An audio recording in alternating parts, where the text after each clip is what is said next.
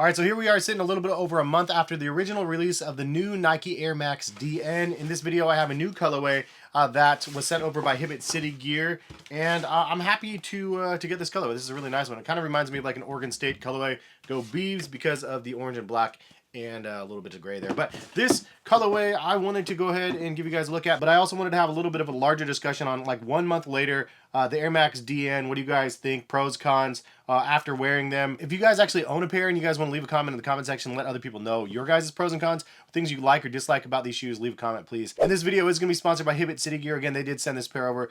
Much appreciated for them doing so. If you guys haven't heard of Hibbett City Gear, they're a brick and mortar. They have a bunch of different stores across the US, as well as a nice online presence now as well. And if you guys want to check out the release calendar, it will let you guys know of all of the future releases from the major brands that are out there.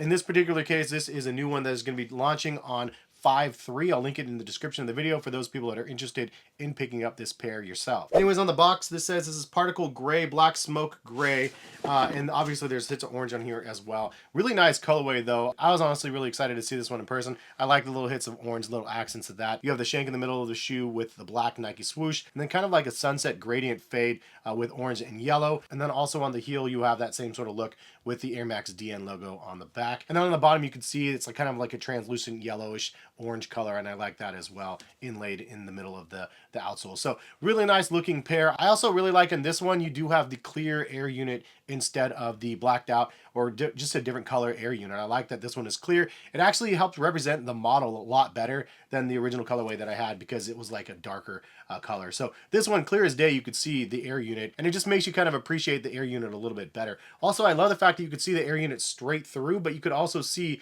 through the bottom, because this is a translucent orange, as I mentioned, for the outsole. It's a really cool concept of what they actually created with the Air Max DN air unit. But this model's been out for a little bit over a month now. People love it, people hate it. I wanted to give you guys kind of an updated pro and con list from some of you guys out there on Twitter. Shout out to you guys that replied out to my tweet. Now, the first thing is a fit on these. I would say they are true to size. I'm a 9.5. The 9.5 fits me just fine. I do have a little bit of a wider foot though, and so is it wide foot friendly? I would say yes and no. I mean, it fits true to size with my wider foot. Normally for like a Nike Air Max 1 or a Nike Air Max 90, I usually go up a half a size to a size 10 instead of a 9.5. This one fits me with my 9.5. The width in the heel is not super wide, but the forefoot has enough space here that you do feel like there's a little bit of width there. So I would say yes, you could wear these with wide feet. If you have ultra wide feet, maybe it might be a little bit uncomfortable, but honestly, the upper is pretty forgiving and it's pretty wide in the forefoot. Now, I know this is a new technology with this air unit. The Air Max DN air unit is pretty crazy. You have the 4 chambers back here, but it did remind me of this guy right here. And shout out to you guys that actually know what these are.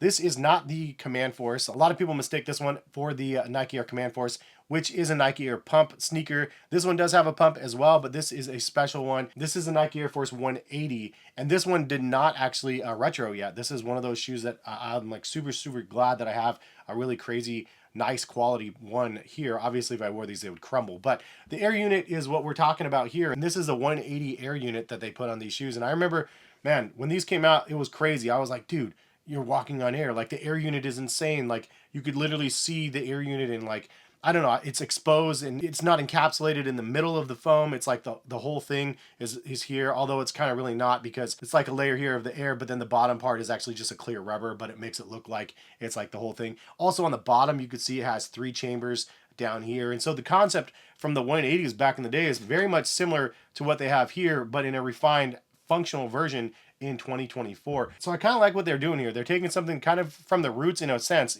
intended or not, and they're making something more improved, and I think that they did a great job. So overall comfort of these things, I would say they're very comfortable on feet. After wearing them for quite a bit, a lot of people can't agree that they are very comfortable on feet. It's not the crazy super comfortable super foam stuff that I post on the channel, like, you know, the Zoom X stuff from Nike, but this is still something that's pretty awesome. And I think it's one of the more comfortable pairs of Nike Air Max sneakers on the market. Now, you have the retros like the Air Max 1s, the 90s, 95, 97s. All those are good. I love those models, but they're not very comfortable on feet overall. It's like a brick underfoot. This, you feel the encapsulated zoom in this new unit here because of the way that they have this set up. So there's 4 chambers of air, but they're actually all interconnected. So when you're stepping heel toe transition, they actually kind of flex with your foot as you're moving. So you definitely get that sensation of like that squishy feeling underfoot in the heel as you rolling off as well. And I think that that's a nice feat, the way that they ended up engineering this thing. It's still not as comfortable as like the Invincible runs or something like that. But again, for the Nike Air lineage, like this is one of the more comfortable versions. Also, I do actually like like that they use foam in the forefoot. I mentioned this in the original review as well, but it is kind of nice that they actually use two different things here, the air and the foam.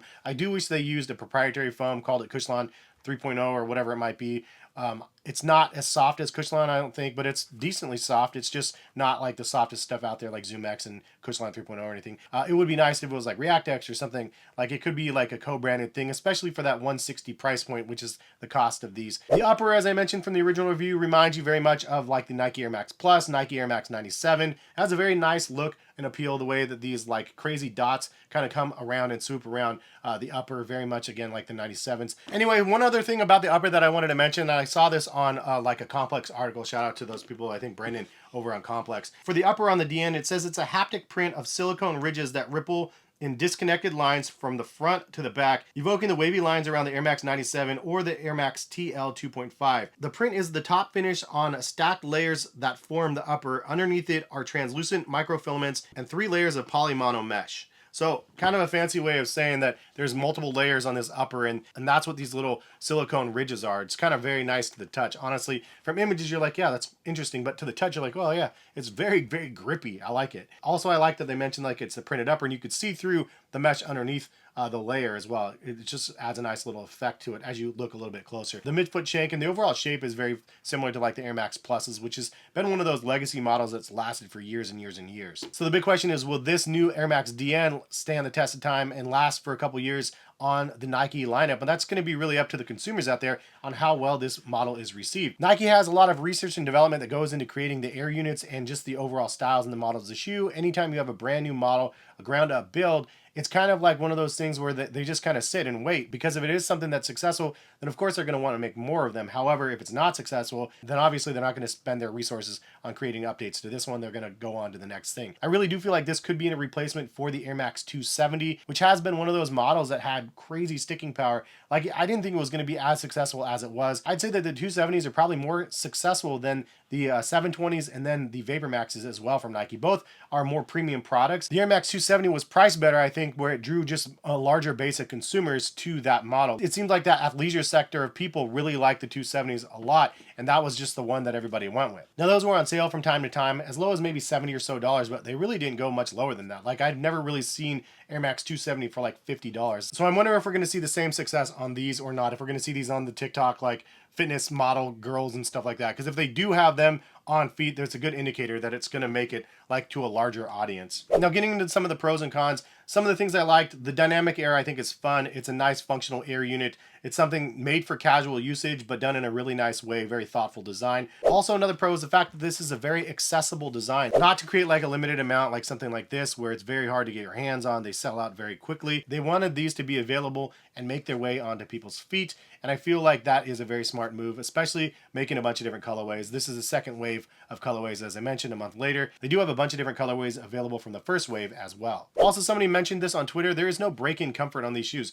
They're already comfortable as soon as you throw them on feet. I think a lot of times when you have an Air Max sneaker, you just automatically go, okay, I'm gonna have to put in some work on this one, because you do have to break some of the comfort in, especially like the Air Max 190s and so on. This one doesn't have a break-in comfort. It's very comfortable as soon as you throw it on. As I mentioned, there is a nice balance of foam and air unit made in this midsole. And also, as the name implies, this Air Max DN air unit is the first of its kind. It could be used on future models. Maybe you could see some hybrids of like a Nike Air Max 1 with a DN air unit instead on the heel. That'd be kind of crazy to see like a hybrid of that. But I like that there is some sort of a new evolution with the Nike Air unit. And I kind of mentioned this already, but I like that this is a lifestyle first model. So it's not a performance sneaker. It does look like a running shoe. It has like the retro runner vibes for sure, but it is not marketed as a running sneaker, and I think that that is a big plus. I think the Air Max 270 might have been the first one where it was like, okay, this is not a running shoe, it's like a lifestyle shoe. But then it was like one of those shoes that was picked up by the masses on the fitness side of things, which I found kind of interesting. People lifted weights in them, people did, you know, their fitness yoga and stuff in them. Maybe they'll do the same thing in this model, who knows? But I like that it's another lifestyle-centric pair of sneakers. I like some of the colorways that they have available on these as well. This one might be my favorite one with the hits of orange. I think these one look really nice on feet as well. Also, I like that it's completely unique, but also kind of like a hybrid-ish sort of shoe where it